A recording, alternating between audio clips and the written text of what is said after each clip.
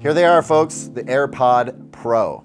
Hot on the heels of the Amazon Echo Buds, and man, I think these guys went from credible rumor to actual product on the shelf in like 3 weeks from Apple. When does that ever happen? I feel like these are a legitimately big deal for Apple. This is the first time since they've been making earbuds that they got away from the actual earbud style and went with an in-ear. Right off the bat, that's going to improve sound quality, but they also tossed noise canceling in there, something that they've never done before. Sure, they've got the Beats brand and access to their noise canceling technology, but this is a new one for Apple. So there's a lot of big expectations around these. Let's unbox these quickly, and I do mean quickly because we have a lot to cover here. So it's very similar to the AirPods, standard AirPods or AirPod 2, whatever you want to call them, the new AirPods. Here's the case. You can tell right away that's a little bit different. Underneath, we'll find a lightning cable, not USB-C. A lot of people are going to be a little bit hurt about that. And then we've got some other ear tips available in this little piece of packaging. Now here we have the original AirPods and the new AirPod Pro. So the case, I think, on the whole is a little bit larger, but it's definitely a different shape. That's the most noticeable thing. So if we pull out one of the original AirPods, you know what those look like, but it's great for reference compared to the new AirPods, which we'll just place right there. So the little golf tee design has definitely gotten shorter. It's not quite half as short, but it's a noticeable difference. And then aside from that, other than the fact that it's not an earbud and has a silicone ear tip, you can pop this right off. Now you don't have to fit it over a little nubbin like you do a lot of other buds. It just magnetically clasps in place, and this is not going to come off in your ears. You don't have to worry about that. You really have to pull it off to get it off at all. And then yeah, looking around the earbud, we see some microphones, and that's really about it from an aesthetic point of view. The case is what I expected. Nice magnetic snap when you put them back in. Provides about 24 hours or more of total charge time, 5 hours of listening time, more or less, depending on the volume, 3.5 hours of talk time, and about 5 minutes will get you an hour of listening time or talk time. Also, this is a wireless charging case. You don't have to pay extra for that, and you shouldn't because these cost $250. To get these set up, just like any other AirPods, you just open the case. Should be immediately detected by your iOS device. Press connect. If they've been paired to something else, you might have to press and hold the button on the back, as I will have to do here. So we'll do that, and it will complete the process. Once it's connected, it's gonna, tell you about some things you can do with the AirPods. It actually describes media control. So you basically squeeze the end of either one of these guys. Long squeeze will turn on the noise canceling or turn on the transparency mode.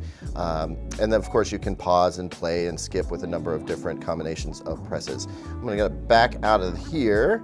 And then I'll show you, once you are connected, you open this guy up, it's going to give you a battery status, both for the case and for the AirPods themselves. So how about that noise canceling? Well, let me recount the tale from when I first put these in. I first put in the right bud, and I hear a little tone, and then actually I can hear some sound being piped in, and then I put in the other bud, and all of a sudden, whoosh, noise is shut out.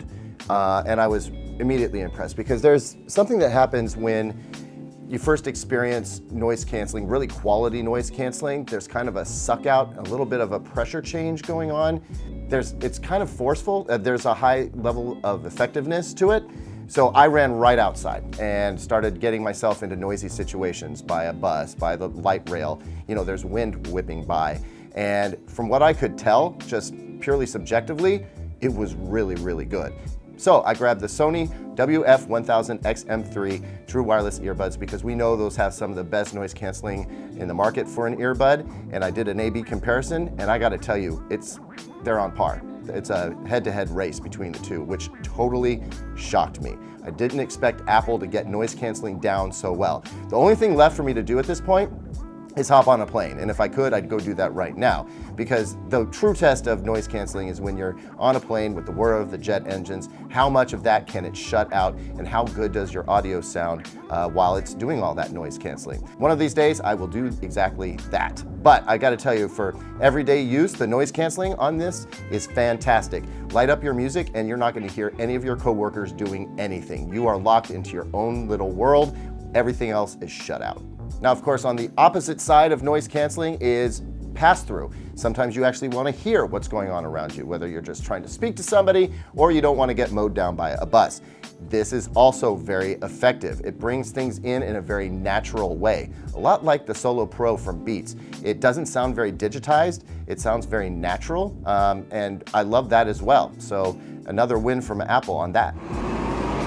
Oh, hey, look, we're outside. Yeah, I decided to step out to the streets of Portland in order to test the call quality of the new AirPods Pro. So what we're gonna do is we're gonna wait for a light rail train or a bus to come by, a pretty loud background noise, and see just how much of that bleeds through and how much gets canceled out by the earbuds. And then we're gonna try the same thing with the Sony True Wireless earbuds as well, make a comparison. What you're going to hear when we do that is an audio recording of that call from the other phone. All right, so we got a bus coming, and I expect it to be really loud.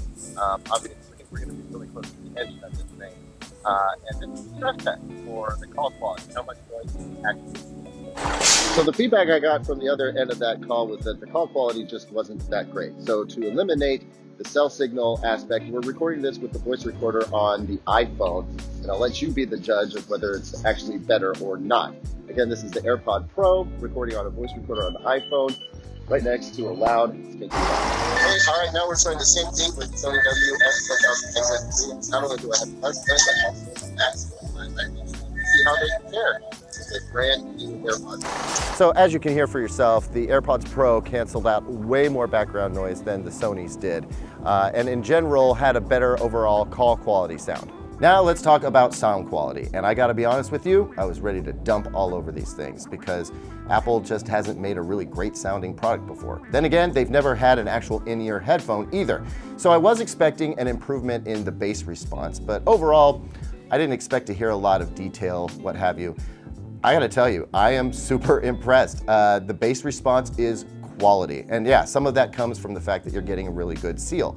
But I listened to some of my favorite tracks, and it's not booming bass, it's not especially deep bass, but it is rich enough to be satisfying, and it's very tuneful. Like I listened to one of my favorite tracks to test with is Fleetwood Mac's The Chain, because it's got really great kick drum in the beginning, and then it's got an electric bass solo in the middle, very telling.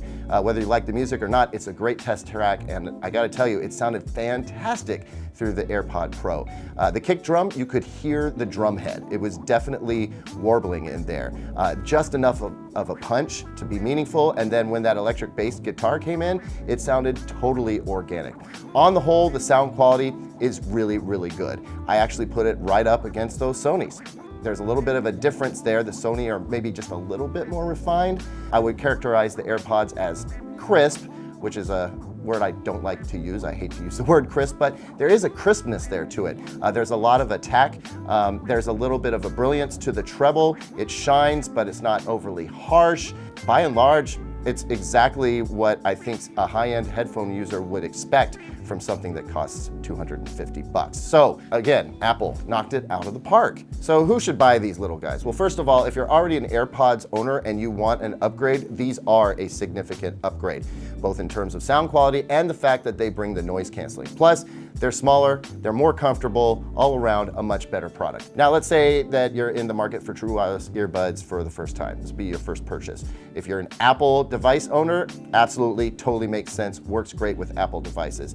I would also recommend them to anyone who wants a comfortable earbud. There are other great options. We like the Sony, we like the Amazon Echo Buds for the price, they can't be beat. But overall, this is a very premium product, totally worth purchasing. I would absolutely at least give these a shot and decide if they're right for you. Folks, thanks as always for watching. What did you think about what I had to say about the AirPods Pro here? Were you surprised? Because I know I definitely was. Leave a comment down below. Apple haters, be nice, please. Like, subscribe, hit that notification bell, and as always, visit digitaltrends.com for the latest tech news and reviews.